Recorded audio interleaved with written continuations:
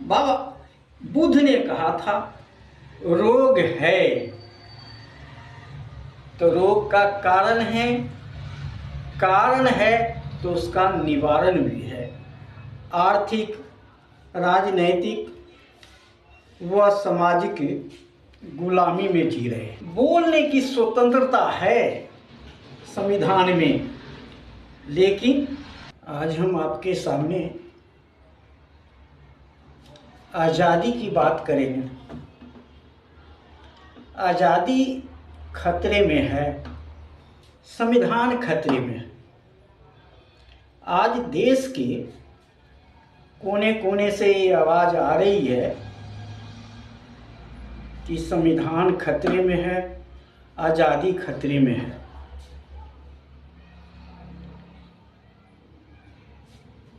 क्यों? क्योंकि आज देश के सर्वोच्चतम न्यायालय के न्यायाधीश व राष्ट्रपति के अभिभाषण से ये लगता है कि देश का न्यायपालिका, विधायिका और कार्यपालिका सही काम नहीं कर रहा है।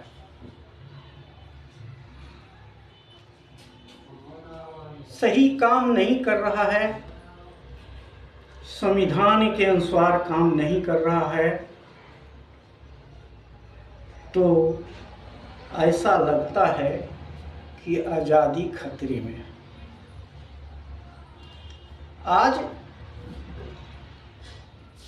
आज़ादी के 70 साल के बाद भी हम आज़ादी का ढिढोरा पीट रहे हैं, लेकिन आज देश के 20% लोग आज़ाद हैं। 80% जनता आज भी आर्थिक, राजनैतिक व सामाजिक गुलामी में जी रहे हैं। संविधान का उद्देश्य था इन 80% जनता को उनकी मूलभूत सुविधाओं को प्रदान करना, उनकी रोजी रोटी की व्यवस्था करना, पढ़ाई लिखाई की व्यवस्था करना। लेकिन आज देश में राजशाही व्यवस्था लागू है। हम क्यों कहते हैं कि आज देश में राजशाही व्यवस्था है? 20% लोगों का शासन है, भागीदारी है, और 80% जनता आज गुलाम है। ऐसा हम इसलिए कहते हैं कि आज़ादी संसद, विधायक, सचिव व पूंजीपतियों के लिए है। आज सरकार इन्हीं के लिए काम कर रही है, अर्थात ये अपने लिए काम कर रहे हैं, जनता के लिए काम कोई नहीं हो रहा है। जो काम ये खुद अपने लिए कर रहे हैं। 80% जनता के लिए देश में काम नहीं हो रहा है। 80% जनता के पास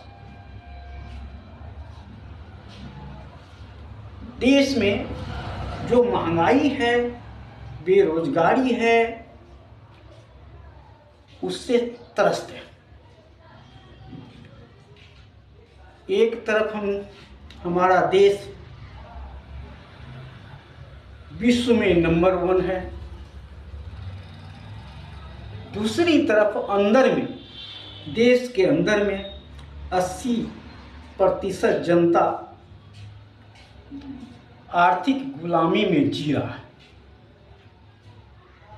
न उनके पास रोजी रोटी नहीं है, न कोई काम है, न कोई काम का कोई साधन है, न कोई जीने का साधन है, और वह अपने बच्चे को पढ़ाना तो दूर, 2 वक्त का रोटी भी नहीं खिला सकते हैं, कपड़ा नहीं दे सकते। ये सब किसको देखना था? ये सब सरकार को देखना था। सरकार को 80% जनता के लिए काम करना था, लेकिन सरकार 80% जनता का काम नहीं करके 20% जनता के लिए काम कर रही है। सरकार में बैठे लोग सोचते हैं कि यही 20% जनता तो हमें जिता देती है, इन्हीं के पैसे के बल पे तो हम जीत के आते हैं। इसलिए आज सरकार इन्हीं 20% जनता को काम करती है। 80% की आवाज को दबाया जा रहा है। 80% जनता को नो न्यायालय से, नो सरकार से न्याय मिलती है। आज के देश के चौथा स्तंभ जिसको हम मीडिया कहते हैं, आज विपक्ष से सवाल करती है, सरकार के सवाल नहीं करती, वह विपक्ष से सवाल करती है। सरकार के कामकाजों को पर निगाहें नहीं देती, वह जनता को नहीं बताती, बल्कि विपक्ष की कमियां गिनाने में लगी हुई है, सरकार की वाहवाही करने में लगी हुई है। क्यों? क्योंकि 20% में ये मीडिया भी आती है, मीडिया भी उन्हीं को काम करती है। हमने जनता ने सोचा था कि न्याय व्यवस्था, न्यायपालिका, कार्यपालिका, विधायिका और मीडिया, ये हमारे 80% जनता के लिए काम करेगी। लेकिन आज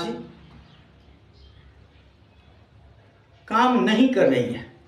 कहीं न कहीं हमारा मीडिया पूंजीपतियों की चंगुल में फंस चुका है। तो आज जनता क्या करे? 80% जनता को क्या करना चाहिए? जो आज भी गुलामी की जंजीर में जकड़े हुए हैं, कैसे जंजीर से छुटकारा मिलेगी? इसके लिए क्या करना चाहिए हमें? इसके लिए एक ही उपाय है कि हमारे गुलामी से कोई दूसरा कोई नहीं निकाल सकता है। हम अपनी गुलामी से हमको खुद निकलने के लिए प्रयास करना होगा। पहले तो हमको ये समझना होगा कि हम गुलाम हैं अथवा नहीं हैं।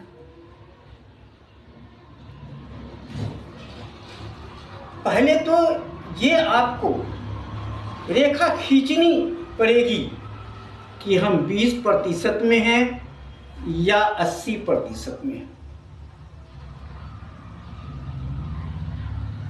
ये जब तक रेखा आप खींचेंगे नहीं, तब तक आप अपनी लड़ाई को अंजाम तक नहीं पहुंचा सकते। लड़ाई आपको कोई दूसरा कोई लड़के नहीं देगा, आपको गुलामी, आर्थिक गुलामी की लड़ाई आपको खुद लड़नी पड़ेगी। यह तब संभव होगा जबकि आप संविधान अच्छी तरह से पढ़ें, संविधान को जानें, संविधान क्या कहती है, संविधान के अनुसार हम कैसे लड़ाई लड़ सकते हैं, और हम एक एक करके तो हम सब पीसते जा रहे हैं।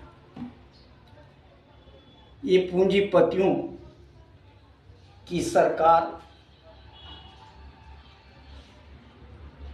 हमारे ऊपर तब ध्यान देगी जब हम में जागरूकता आएगी। आज चुनाव की बात करते हैं। चुनाव किसके लिए है? चुनाव में कौन जीतता है? चुनाव में वही पूंजीपति जीतते हैं जो 20% में आते हैं। तो फिर 80% का काम क्यों करेंगे वो? तो यह कहाँ कमी रह गई है? क्या आज 80% जनता में से कोई चुनाव लड़ सकता है? नहीं लड़ सकता है। 80% जनता के पास धन बल नहीं है।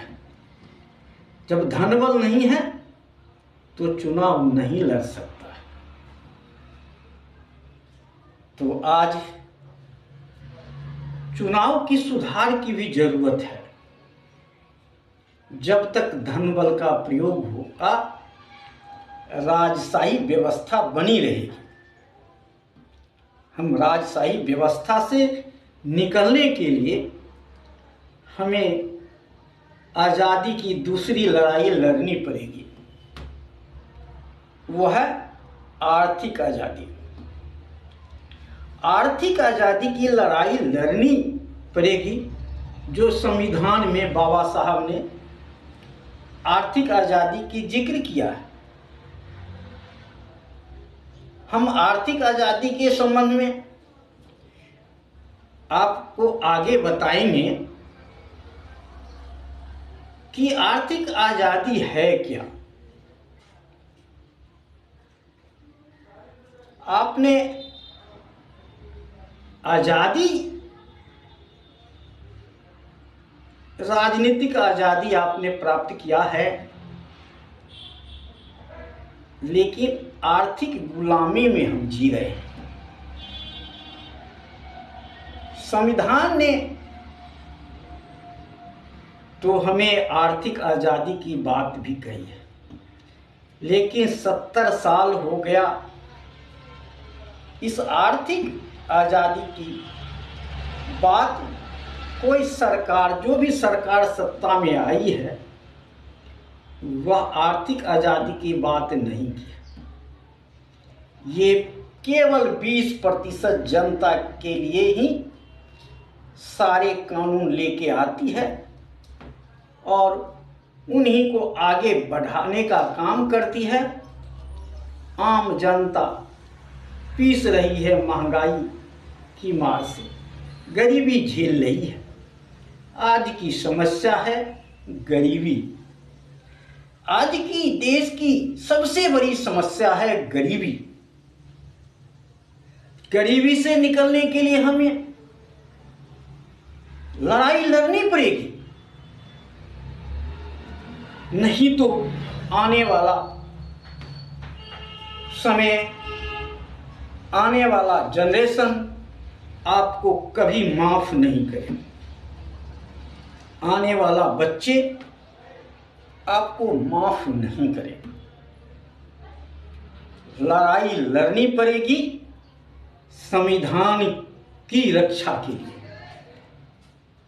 संविधान को बचाने के लिए, न्यायपालिका को बचाने के लिए, विधायिका कार्यपालिका को बचाने के लिए, मीडिया को बचाने के लिए लड़ना पड़ेगा, आवाज़ उठाना पड़ेगा। आज जो आवाज़ उठा रही है जनता सरकार के विरोध में, उनके ऊपर तरह तरह के मुकदमे लादे जा रहे हैं।